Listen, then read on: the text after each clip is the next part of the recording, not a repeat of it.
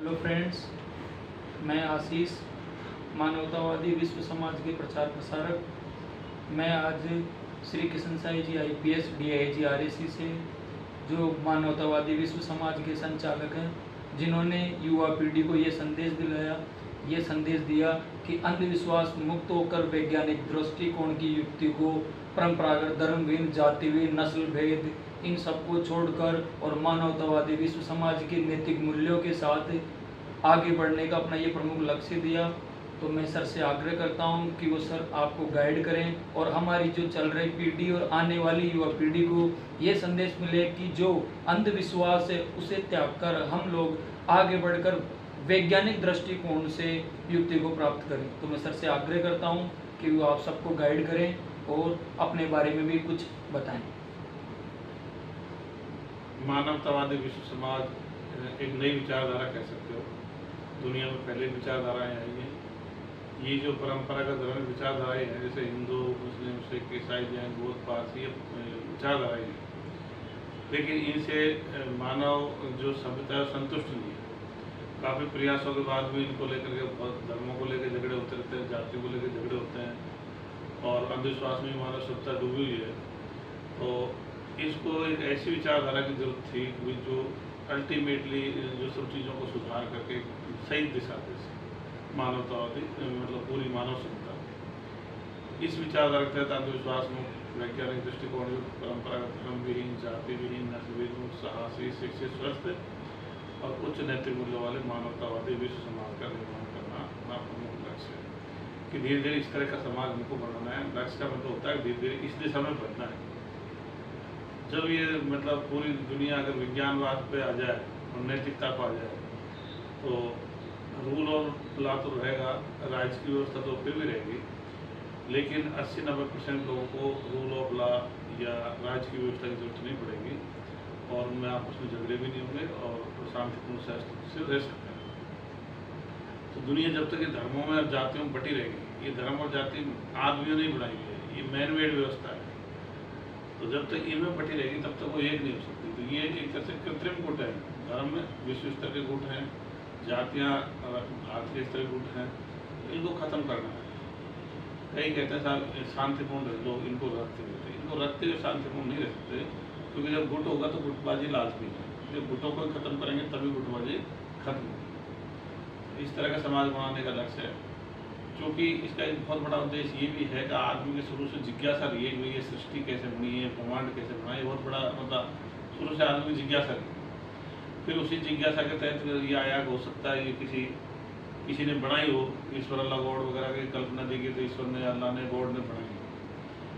अब फिर इस बाद में ईश्वर अल्लाह गॉड ने बना दिया और उसके हिसाब से सृष्टि चल रही है, तो फिर इसमें जानने की जरूरत खत्म हो जाती है, तो ऑटोमेटिक उसके हिसाब चल रही है। लेकिन अब नई विचारधारा आई है वैज्ञानिक दृष्टिकोण का। ऐसा नहीं है कि किसी ने बना दिया कोई इसका संचालन कर, ये कार्यकारण सिद्धांत से चलेंगे। इसी को वैज्ञानिक दृष्टिकोण कह सकते हो। सृष्टि और ब्रह्मांड के जितने भेद हैं वो विज्ञान से खुले हैं और अंतिम भेद भी, अंतिम रहस्य विज्ञान से खुले। वो पहले मुर्गी आई या अंडा आया या पृथ्वी कैसे बनी, सूर्य कैसे बना, इन सबका भेद विज्ञान से आएगा, क्योंकि जितने भेद खुले उनके पीछे वैज्ञानिक कारण निकल रहे हैं। इसलिए वैज्ञानिक प्रगति के लिए पहली शर्त है वैज्ञानिक दृष्टिकोण की जिज्ञासा प्रवृत्ति हो, हर चीज़ में जानने, गहराई तक जाने की सोच हो भी, ये वो कैसे रहा है। तो इसलिए वैज्ञानिक दृष्टिकोण विकसित होगा तो विज्ञान तकनीकी प्रगति होगी। वर्तमान में विश्व में 30-40 देश ही हैं जो विज्ञान तकनीकी में अच्छी प्रगति कर रहे हैं और 150-200 करीब देश तो आयातक देश हैं, वहाँ से कोई चीज़ें बनती है उसको खरीद लाते। अब भारत को देखिए, यहाँ की जनसंख्या 135 करोड़ है, मतलब 135 करोड़ हमारे दिमाग है, लेकिन हमारे दिमाग चल नहीं रहे क्योंकि हम धार्मिक अंधविश्वासों में या ईश्वर के दृष्टिकोण में उलझे हुए हैं। इसलिए हमारे मतलब विज्ञान तकनीकी में हम आयातक देश है, हम हर चीज़ खरीद के लाते हैं। हम जो सामरिक दृष्टि से जो हथियार हैं, चाहे थल सेना के हथियार हो, चाहे जल सेना के हथियार हो, चाहे वायुसेना के मतलब विमान वगैरह हो, वो आमतौर पर भारत में खरीदे हुए हैं। हम इलेक्ट्रॉनिक आइटम भी चीन वगैरह से खरीद रहे हैं और भी ड्रोन वगैरह इजराइल से खरीद रहे हैं। तो हम आयातक देश के रूप में हैं, तो इसलिए हमारा, क्योंकि हमारा दिमाग नहीं चल पा रहा। तब इसका कई लोग जवाब ये देते हैं कि हम क्यों पिछड़ रहे हैं विज्ञान तकनीक में। तो वो ये मतलब वो उनका स्पष्टीकरण देते हैं कि हमारी शिक्षा व्यवस्था गड़बड़ है, हमारी शिक्षा व्यवस्था खराब है। लेकिन ऐसा है नहीं, अपनी शिक्षा व्यवस्था विश्व स्तर की है। हमारे बच्चे वही पढ़ रहे हैं जो रूस के बच्चे पढ़ रहे हैं, जो चीन के बच्चे पढ़ रहे हैं, जो अमेरिका के बच्चे पढ़ रहे हैं, जो इंग्लैंड के बच्चे पढ़ रहे हैं। क्योंकि हमारा 12th तक सिलेबस एक ही है, कॉलेज में भी एक ही है, इसलिए हमारे यहाँ से बहुत सारे बच्चे जा करके रूस, अमेरिका, इंग्लैंड, फ्रांस वगैरह में MBBS कर रहे हैं, कोई BTech कर रहे हैं, कोई आर्ट्स की भी डिग्री ले रहे हैं। अगर शिक्षा व्यवस्था एक नहीं होती तो अपने बच्चे वहाँ जा करके नहीं पढ़ सकते। तो हमारी शिक्षा व्यवस्था तो एक ही है, लेकिन हमारा दृष्टिकोण धार्मिक होने से हमारे मतलब दायरे में बंधे हुए दिमाग है। जिस तरह से कोई कुएं में अगर कोई आदमी उतर जाए और वो सारे दिन में घूमे तो कुएं से बाहर नहीं जा सकता। वैसे धार्मिक आदमी कितना भी अपना दिमाग चलाएगा, लेकिन उसका जो धर्म ग्रंथ वगैरह है उनसे बाहर सोच नहीं पाता। मान लो कोई मुसलमान होगा तो उसकी सोच का दायरा कुरान या हदीस होगा, कोई हिंदू होगा तो उसकी सोच का दायरा रामायण, महाभारत, गीता, वेद वगैरह वगैरह की होगी। कोई क्रिश्चियन होगा तो उसकी सोच का दायरा बाइबल होगा। कोई अगर सरदार होगा तो उसकी सोच का दायरा गुरु ग्रंथ साहिब होगा या और कोई गुरुओं की बात होगी। तो उससे बाहर नहीं सोच पा रहे। और एक नुकसान और क्या है कि लोग अपने दिमाग का इस्तेमाल नहीं कर रहे, वो धर्म ग्रंथों का ही उदाहरण देके चलते हैं। मतलब अपने उसके बाहर सोचना ही पसंद नहीं करते, उस पर आश्रित हो रखे हैं। जो धर्म ग्रंथ में लिख रखा है उस पर आश्रित हो रखे हैं, उन्हीं की बातों को रिपीट करते हैं, वो अपना स्वयं का इस्तेमाल नहीं कर पा रहे। तो अगर वैज्ञानिक दृष्टिकोण होगा तो स्वयं का इस्तेमाल करेंगे। और जैसे अपने कहते हैं विज्ञान तकनीक में प्रगति होगी, विज्ञान तकनीक में प्रगति होगी तो देश में आयातों की जरूरत नहीं पड़ेगी। अपनी यहाँ से मतलब हर देश अपना खुद बना लेगा।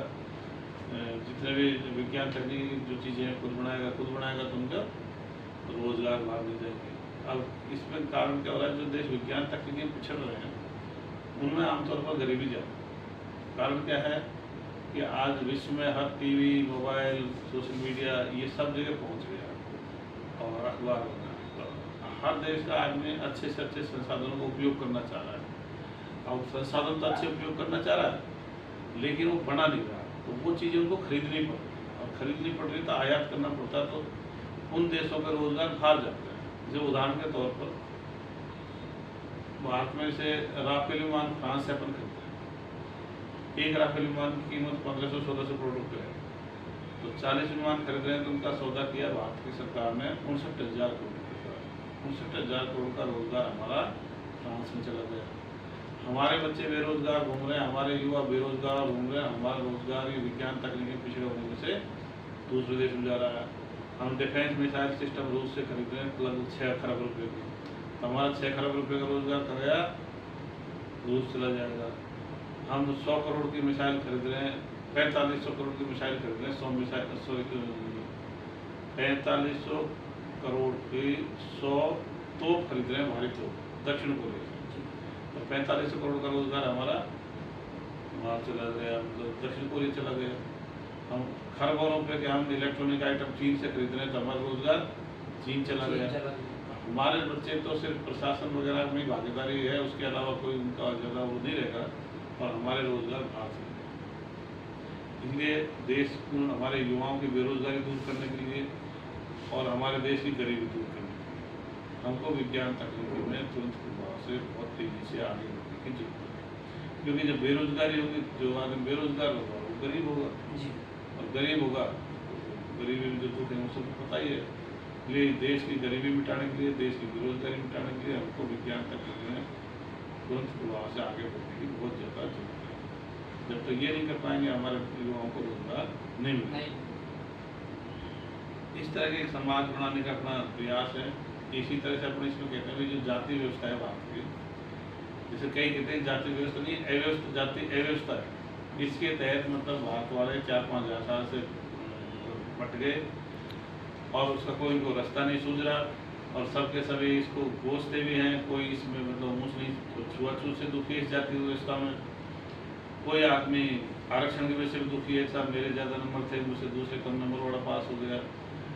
कोई बहुत सारे जो बड़ा सोचते हैं वो इसलिए दुखी हैं कि इस जाति व्यवस्था से हमारा देश एक नहीं हो पाता।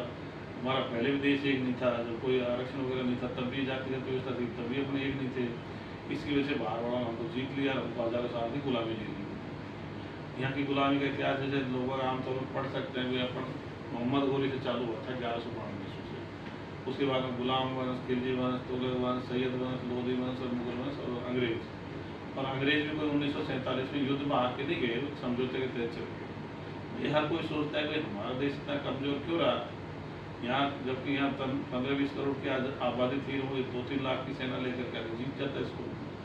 उसका कारण ये जातियों में इस तरह से बट गए कि जाति बटे हुए ही नहीं है, ये जातियों में आपस में भेदभाव टाइप भी है, या तो उदासीनता है या भेदभाव है। कभी कभी थोड़ी बहुत मतलब एक जाति दूसरी जाति से कभी थोड़ी बहुत प्यार करने की बातें करते हैं, आमतौर पर सब अपने अपनी जाति को खींचते हैं। इसलिए इसमें अविश्वास की भावना रहती है कि जातिगत व्यवस्था में भारतीय समाज में अविश्वास की भावना भी हो जाती है, क्योंकि आदमी आमतौर पर अपनी जाति वाले से तो विश्वास कर लेता है, लेकिन दूसरी जाति वालों को विश्वास नहीं कर पाता, तो अविश्वास रहता है, कॉन्फिडेंस की आपस में कमी रहती है, इससे एकता नहीं हो पाती। अब चूँकि सारी परिस्थिति अपने पक्ष में आ गई है जातिगत व्यवस्था को खत्म करने के लिए, हम सब जो लोग सब जाति धर्म के बच्चे एक स्कूल कॉलेज में पढ़ रहे हैं, सब जाति धर्म के टीचर्स हैं, सभी जाति धर्म के अधिकारी कर्मचारी हैं, सभी जाति धर्म के नेता हैं, बस ट्रेन में अपने एक साथ चल रहे हैं। विज्ञान से भी साबित हो गया भाई किसी जाति या धर्म का कोई अलग से ब्लड वगैरह नहीं है, ब्लड ग्रुप नहीं है।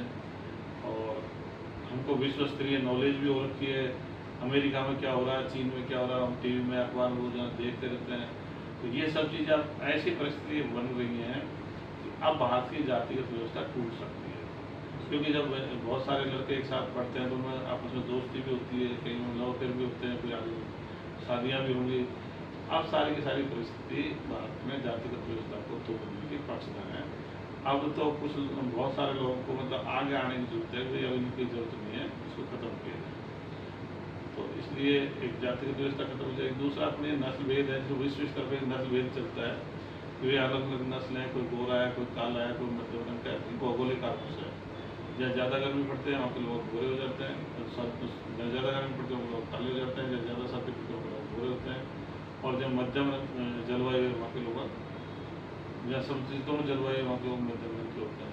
इसलिए अब नस्ल भेद की भी जरूरत नहीं है, ऐसा कोई नहीं है भाई इस नस्ल के लोगों में कम दिमाग है या किसी दूसरे नस्ल के लोगों में ज़्यादा दिमाग है। करीब सब में बराबर का दिमाग है, सब में शादी होती तो बाल बच्चे होते हैं, इनकी जरूरत है। इन सब को धर्मों को छोड़ने के लिए, अंधविश्वासों को छोड़ने के लिए, जातियों को छोड़ने के लिए, नस्ल भेद खत्म करने के लिए साहस की जरूरत है। हम क्या चीज़ों को तो समझ जाते हैं ये चीज़ें गलत है, ये चीज़ें सही है, पर गलत को छोड़कर और सही को अपनाने के लिए भी साहस की जरूरत पड़ती है, एग्जाम्पल सेट करना पड़ता है। क्योंकि बहुत सारे लोग बात उसका विरोध भी करते हैं, उसकी आलोचना भी करते हैं। तो उस विरोध और आलोचना को सहन करने के लिए साहस की जरूरत पड़ती है। कोई बिजनेस खोलने के लिए साहस की जरूरत पड़ती है, लीडरशिप करने के लिए साहस की जरूरत पड़ती है। तो हमको बचपन से ही बच्चों में ये भावना, साहस की भावना विकसित करने की जरूरत है, जो आमतौर पर भारतीय समाज में साहस की कमी है। इसलिए ये विचारधारा लोगों को साहसी बनाने के लिए प्रेरित करती है। अगर इसमें शिक्षा है, स्वास्थ्य है, तो ये सबको पता है भाई शिक्षित आदमी को होना चाहिए। सरकारी नौकरी या प्राइवेट नौकरी के लिए शिक्षा की जरूरत पड़ती है, कोई बिजनेस करे तो शिक्षा की जरूरत पड़ती है। हर चीज़ में मतलब आदमी इंडिपेंडेंट हो सकता है, अन्यथा अनपढ़ आदमी होगा तो उसको दूसरे से हर चीज़ पढ़वानी पड़ेगी, तो वर्तमान समय में चल नहीं पाएगा। इसलिए शिक्षा तो सबके लिए अनिवार्य है। स्वस्थ रहना भी जरूरी है, और स्वस्थ रहने के लिए अच्छा खान पान जरूरी है, खेल कूद जरूरी है और मनोरंजन जरूरी है।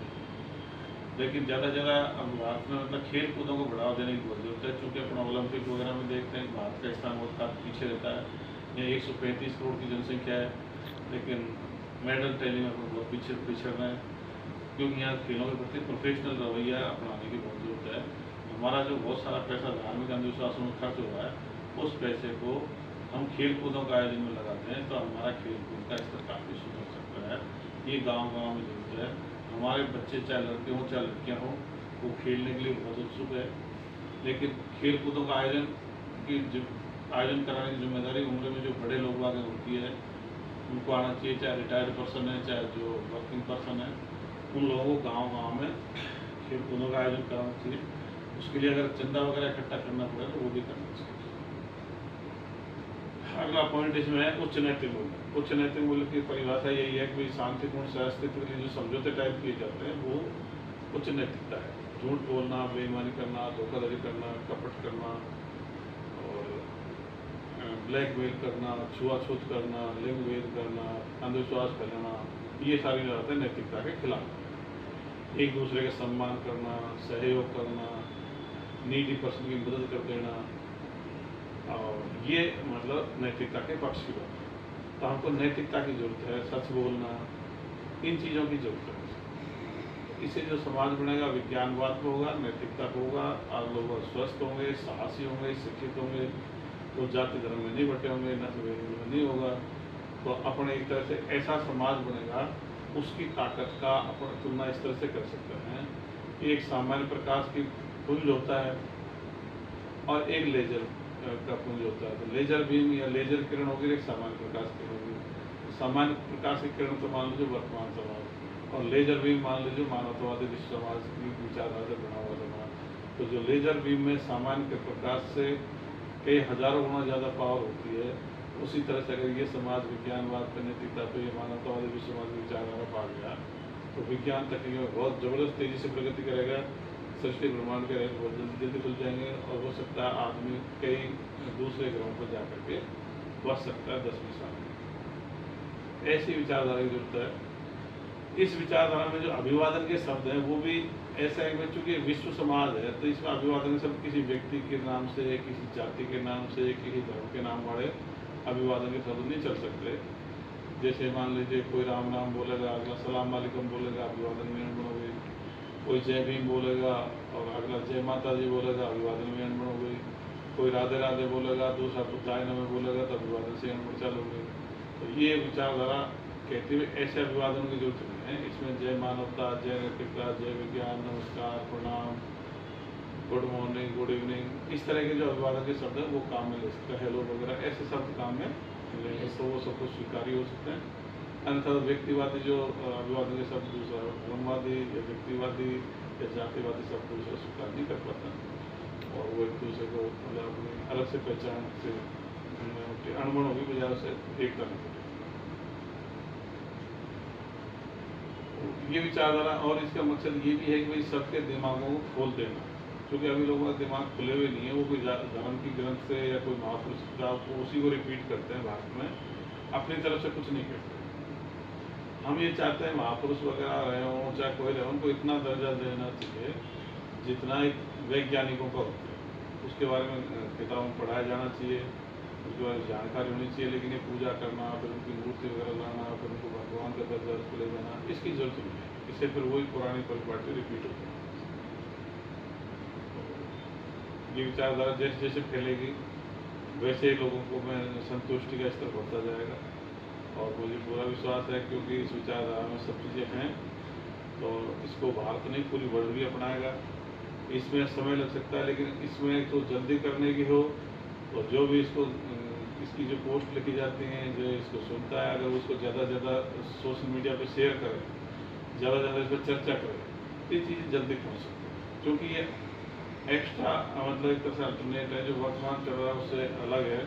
तो मुझे पता है इस पर बारे में लोग सुनेंगे तो तेज़ी से इसकी तरफ आएंगे, क्योंकि इसमें सबके लिए जगह है। इसमें सभी बराबर के हक से आ सकते हैं। इसमें जिस हक से वाल्मीकि समाज से व्यक्ति आ सकता है, वाल्मीकि जाति का व्यक्ति आ सकता है, उसी तरह से ब्राह्मण जाति का व्यक्ति आ सकता है, उसी तरह से राजपूत जाति का व्यक्ति आ सकता है, उसी तरह से गुर्जर, जाट, मीणा जाति का या यादव जाति का व्यक्ति आ सकता है, या मोमडन भी उसी हक से आ सकता है, हिंदू भी उसी हक से आ सकता है, बौद्ध, जैन, ईसाई वगैरह सब एक बराबर के हक से आ सकते हैं। इसमें किसी का वो नहीं है, इसमें किसी का ईगो हर्ट नहीं होता।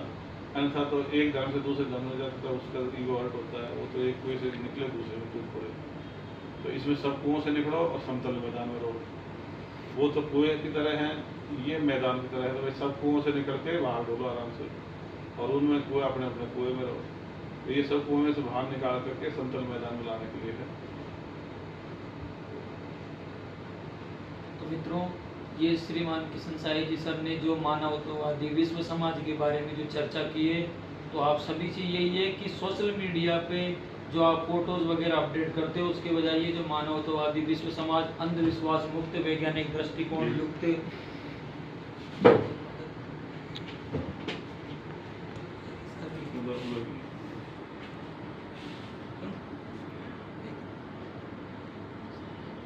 आगे फ्रेंड्स, ये जो सर के द्वारा बनाया गया चार्ट मानवतावादी विश्व समाज में जो ये अंधरूपी पेड़ है, जो अंधविश्वास रूपी पेड़ है, इसके अंदर जाति, धर्म, वेद, ऊत, प्रीत, फरिश्ते, जन्म, कल्प, ज्योतिष, अंक सब आ गए हैं। तो आप सभी इसी छोड़ो और मानवतावादी विश्व समाज के तहत जो वैज्ञानिक दृष्टिकोण है उसे अपनाओ। धन्यवाद दोस्तों। मेरा चैनल मानवतावादी विश्व समाज को लाइक करो, फॉलो करो, सब्सक्राइब करो। ठीक है, कितने देर हो गया?